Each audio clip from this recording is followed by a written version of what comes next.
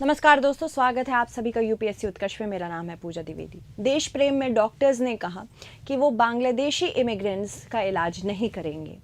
ये इस्कॉन मंदिर से संबंधित जितना विवाद फिलहाल बांग्लादेश में चल रहा है, इसी के मद्देनज़र ये सब किया जा रहा है। चलिए इसको हम देखेंगे from the perspective of our UPSC examination कि कैसे होगा। बांग्लादेश में हिंदुओं पर लगातार हो रहे हमले के विरोध में पश्चिम बंगाल के कुछ डॉक्टरों ने बांग्लादेशी मरीजों का इलाज करने से इनकार कर दिया है। सिलीगुड़ी में डॉक्टर ने कहा कि बेसिकली प्राइवेट क्लिनिक्स में डॉक्टर ने झंडे के साथ मैसेज में लिखा कि भारत का राष्ट्रीय ध्वज हमारी माँ की तरह है, कृपया चैम्बर में एंट्री करने से पहले तिरंगे को सलाम करें। खासकर बांग्लादेशी मरीज अगर वे सलाम नहीं करते हैं तो इन्हें अंदर आने के लिए इजाज़त नहीं दी जाएगी। डॉक्टर शेखर बंदोपाध्याय उत्तर बंगाल मेडिकल कॉलेज अस्पताल में ईएनटी विभाग में विशेष चिकित्सा अधिकारी के रूप में कार्यरत हैं। उन्होंने कहा, मुझे यह देखकर दुख हुआ कि बांग्लादेश में हमारे राष्ट्रीय ध्वज का लगातार अपमान हो रहा है। एक डॉक्टर के तौर पर मरीजों को मना नहीं करना चाहिए, लेकिन जो लोग मेरे देश में आते हैं उन्हें हमारे झंडे, हमारी मातृभूमि का सम्मान करना चाहिए। दूसरे डॉक्टर बोले, वे किसी बांग्लादेशी मरीज का इलाज नहीं करेंगे। एक अन्य डॉक्टर जनरल सर्जन और चाइल्ड स्पेशलिस्ट ने घोषणा की है कि वे अपने प्राइवेट क्लिनिक में किसी भी बांग्लादेशी मरीज का इलाज नहीं करेंगे। डॉक्टर ने यह भी कहा कि मैं बॉलपुर में एक सरकारी अस्पताल से जुड़ा हुआ हूँ, वहाँ मैं किसी भी मरीज को मना नहीं कर सकता। यानी कि सरकारी अस्पताल में आ रहे हैं तो मना नहीं करेंगे, पर प्राइवेट क्लिनिक में आएंगे तो वहाँ मना हो सकता है। ये इनका फैसला है। कोलकाता अगरतला के अस्पतालों में ने बांग्लादेशियों के इलाज से भी इनकार किया है। कोलकाता के जेएन के रे अस्पताल के शुभ्रांशु भक्त ने कहा, अब बांग्लादेशी मरीजों का इलाज नहीं करेंगे क्योंकि बांग्लादेश में तिरंगे का अपमान लगातार हो रहा है। त्रिपुरा के अगरतला में आईएलएस अस्पताल के सामने कुछ लोगों ने बांग्लादेश का विरोध प्रदर्शन भी किया है।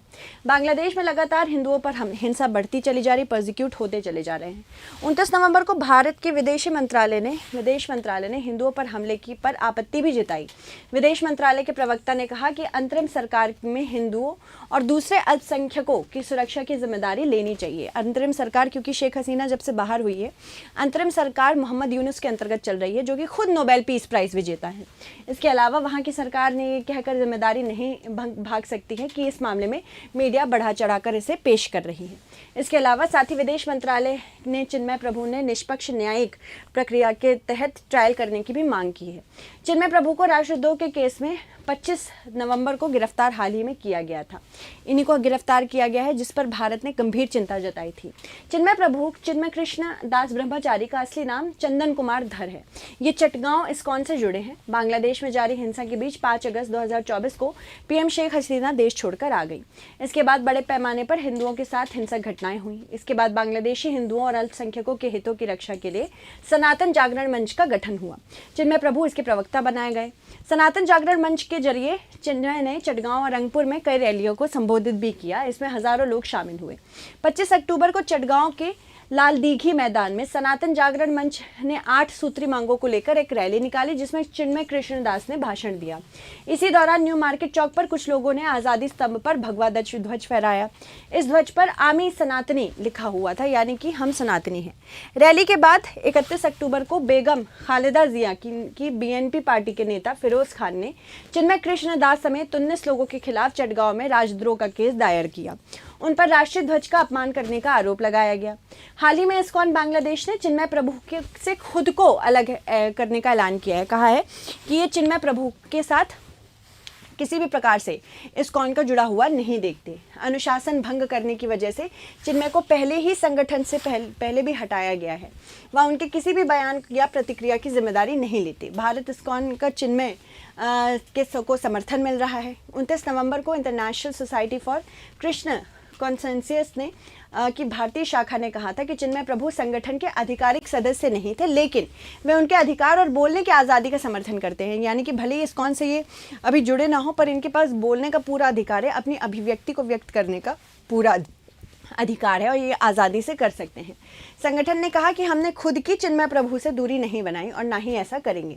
इस्कॉन के बारे में अगर बात करें तो इस्कॉन एक धार्मिक संस्था है जिसे हरे कृष्ण आंदोलन के रूप में जाना जाता है। इसकी स्थापना 1966 में भक्ति वेदांत स्वामी प्रभुपाद ने न्यूयॉर्क में की थी। इस्कॉन गौड़िया वैष्णव या फिर चैतन्य वैष्णव से जुड़ा हुआ है। इस्कॉन दुनिया भर में कृष्ण मंदिरों का निर्माण करता है और भक्ति को बढ़ावा देता है। दुनिया भर में इस्कॉन के 850 से अधिक मंदिर हैं। इस्कॉन विलेज भी हैं और भारत में इस्कॉन के 150 मंदिर मंदिर हैं और 12 राज्यों में इसके शैक्षणिक संस्थान भी हैं। इस्कॉन के यूरोप में 135, अमेरिका में 56, कनाडा में 12, एशिया में 80, साथ ही साथ अफ्रीका में 69 मंदिर हैं और सांस्कृतिक केंद्र भी हैं। ये अपनी वेबसाइट पर खुद को गौड़िया वैष्णव संप्रदाय से जुड़ा हुआ बताते हैं। इसके अलावा हमने इसको ऑलरेडी कवर किया है, वो जाके ज़रूर देख लीजिएगा। इस्कॉन से संबंधित हमने सारी बातें उसमें कवर की हैं। इसके अलावा अगर हम बात करें भारत में शरणार्थी किस प्रकार से लिए जाते हैं, देखो 1951 में रेफ्यूजी कन्वेंशन हुआ था, यानी कि शरणार्थी सम्मेलन हुआ था, जिसको भारत ने हस्ताक्षरित नहीं किया है। अगर हम शरणार्थी एक्सेप्ट कर रहे हैं तो ये हमारे मॉरल या फिर नैतिक जिम्मेदारी है। जैसे कि हमने बहुत सारे तिब्बतन रेफ्यूजीज़ को देश में एक्सेप्ट किया है, जो तिब्बत से होके आए थे जब चाइना ने तिब्बत को 1950 में एनेक्स कर लिया था उसके बाद। बट उसके बाद से हमने बहुत सारे ऐसे रेफ्यूजीज़ हैं जिनको एक्सेप्ट करने से मना भी किया है, क्योंकि हम कन्वेंशन को हस्ताक्षरित नहीं कर चुके हैं। इस वजह से भारत के पास ये पूरी आज़ादी, जैसे कि रोहिंग्या मुसलमान। 1951 शरणार्थी सम्मेलन, जिसे जनवरी 1951 के शरणार्थी सम्मेलन के नाम से जाना जाता है, एक महत्वपूर्ण अंतर्राष्ट्रीय संधि है जिसे संयुक्त राष्ट्र द्वारा अपनाया गया था। उद्देश्य शरणार्थियों के अधिकारों की रक्षा करना था और विभिन्न देशों के बीच शरणार्थियों के मुद्दे पर सहयोग भी बढ़ाना था। यह सम्मेलन शरणार्थियों के कानूनी स्थिति और उनके अधिकारों पर प्रकाश डालता है। शरणार्थियों के साथ भेदभाव या उत्पीड़न को रोकने के लिए देशों में जिम्मेदारी भी देता है। 1951 शरणार्थी सम्मेलन और इसके बाद के प्रोटोकॉल के परिणाम स्वरूप अंतर्राष्ट्रीय समुदाय ने शरणार्थियों के अधिकार की सुरक्षा के लिए ठोस ढांचा तैयार किया था। इस सम्मेलन के आधार पर आज की शरणार्थियों की सहायता करने के लिए संयुक्त राष्ट्र उच्चायुक्त शरणार्थी काम करता है। अगर भारत में शरणार्थियों की जनरली शरणार्थियों की परिभाषा की बात करें तो शरणार्थी वह व्यक्ति है जो अपने देश से इस डर से भागता है कि उसे उत्पीड़न का सामना करना पड़ेगा, चाहे वो धर्म, राष्ट्रीयता या जाति से जुड़ा हुआ हो। अगर बात करें भारत की तो कॉन्स्टिट्यूशन सिटीजनशिप अमेंडमेंट एक्ट 2019 कहता है कि अगर कोई व्यक्ति हिंदू, पारसी, जैन, बुद्ध, सिख या फिर सिख है तो बेसिकली वो भारत में ये सिटीजनशिप ले सकता है। अगर वो बांग्लादेश, अफगानिस्तान या पाकिस्तान से भगाया हुआ हो तो इनको नागरिकता दी जा सकती है। राजनीतिक विचार या किसी विशेष सामाजिक समूह का सदस्य होने के कारण अगर किसी को मार के भगाया जाता है या उसके जीवन के ऊपर क्वेश्चंस आ सकते हैं, इसलिए वो भागता है, तो वो शरणार्थी कहलाता है।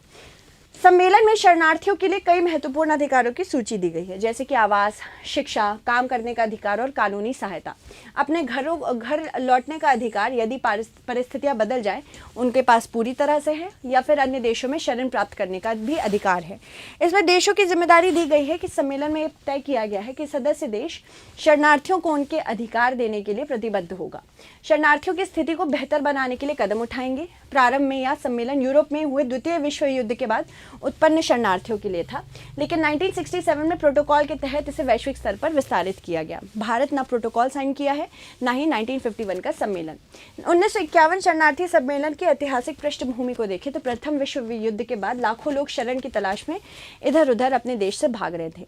इसी को मद्देनजर रखते हुए ये कन्वेंशन या फिर सम्मेलन हुआ था। अगर बात करें डॉक्टर की जिम्मेदारी क्या क्या है, यानी कि डॉक्टर्स यहाँ पे मना कर रहे हैं कि किसी भी बांग्लादेशी का इलाज नहीं करेंगे, तो इसको देखते हैं। जब डॉक्टर बनने के बाद शपथ दिलाई जाती है तो शपथ का मूल मंत्र किसी को नुकसान ना पहुंचाए होता है।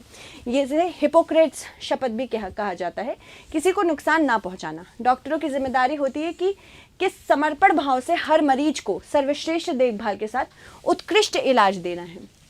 डॉक्टर्स बिना थके बिना रुके काम करते हैं ताकि हमारा देश स्वस्थ रहे और खुश रहे। इसी के साथ साथ मरीजों को आखिरी सांस तक बचाने की भी कोशिश की जाती है, लेकिन आज के दौर में डॉक्टर विवाद से बचने के लिए या कोशिश करना ही छोड़ चुके हैं। भारत की बात करें तो अगर शरणार्थियों की स्थिति देखें तो किस राज्य में सबसे ज़्यादा शरणार्थी हैं देख लेते हैं। सबसे ज़्यादा शरणार्थी तमिलनाडु में है। ज़्यादातर ये जो तमिलनाडु में शरणार्थी है ये कहाँ से आए हैं, ये श्रीलंका से आए हैं। सिन्हलीज बुद्धिस्ट वहाँ पे बेसिकली सिन्हला क्षेत्र के जो लोग हैं उनकी वजह से आए हैं। छत्तीसगढ़ दूसरे नंबर पे है, फिर महाराष्ट्र, फिर कर्नाटक, फिर उत्तराखंड। उसके बाद जम्मू कश्मीर है, दिल्ली, राजस्थान, सिक्किम, ओडिशा और हरियाणा। इसके अलावा उत्तर प्रदेश, आंध्र प्रदेश, तेलंगाना जैसे राज्यों में भी काफ़ी शरणार्थी हैं। चलिए इससे संबंधित एक प्रश्न देखते हैं। इस्कॉन के संदर्भ में निम्न कथनों पर विचार कीजिए। अपनी वेबसाइट पर इस्कॉन खुद को गौड़िया वैष्णव संप्रदाय, वैदिक या हिंदू संस्कृति के भीतर एकेश्वरवादी परंपरा से संबंधित बताता है। दार्शनिक रूप से यह संस्कृत ग्रंथों भगवत गीता और भगवत पुराण या श्रीमद् भागवतम पर आधारित है। तो आपको बताना होगा इनमें से कौन सा कथन सत्य है। धन्यवाद।